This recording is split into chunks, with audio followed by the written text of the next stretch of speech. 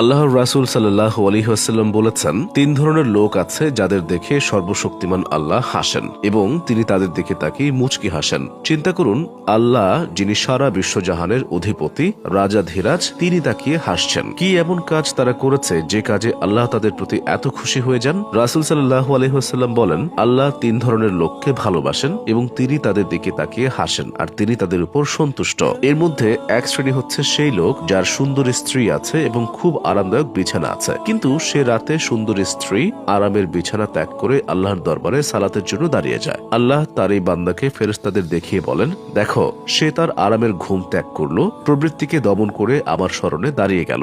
ইচ্ছা করলে সে নিদ্রা উপভোগ করতে পারত, নিজের প্রবৃত্তির চাহিদা মিটাতে পারত। সহিহ তারগিব, হাদিস নং 623।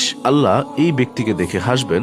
সুবহানাল্লাহ। আমরা কি চিন্তা করতে পারছি, আল্লাহ যদি কাউকে দেখে হাসেন, কারো উপর খুশি হয়, তাহলে তার কি অবস্থা হবে? তার জন্য ভবিষ্যতে কি অপেক্ষা করছে? ইমাম আহমেদ তার মুসনাদে আহমেদে বলেন, আল্লাহ রাসূল সাল্লাল্লাহু আলাইহি ওয়াসাল্লাম বলেন, যখন আমাদের রব কাউকে এই দুনিয়ার জীবনে দেখে হাসবেন, তার বিচার দিবসে কোনো হিসেব দিতে হবে না। বিনা হিসেবে সে জান্নাতে প্রবেশ করবে। কিয়ামত দিবসের যত ভয়ানক ঘটনা ঘটবে, কোনো কিছুই তাকে স্পর্শ করবে না। সে সবকিছু থেকে রক্ষা পাবে, কারণ তাদের কোনো হিসেবের মুখোমুখি হতে হবে না। কবরের ভয়াবহ আযাব, ইয়ামুল কিয়ামার ভয়ঙ্কর পরিস্থিতি, মাথার উপরে সূর্য, মিজান, তুলসিরাত, কোন ধরনের জবাবদিহিতার মুখোমুখি তাকে হতে হবে না। সে সবকিছু থেকে মুক্ত।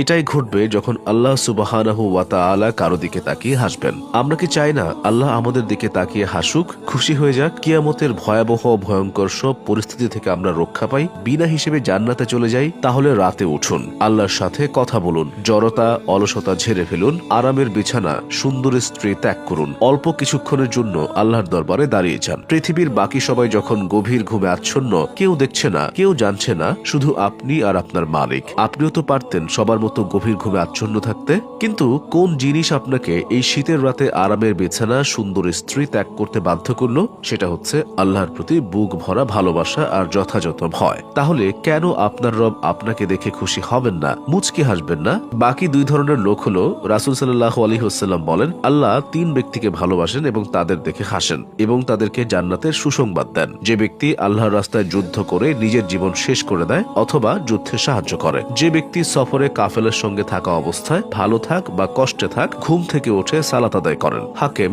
হাদিস নং 1/25, সহিহ হাদিস নং 3478।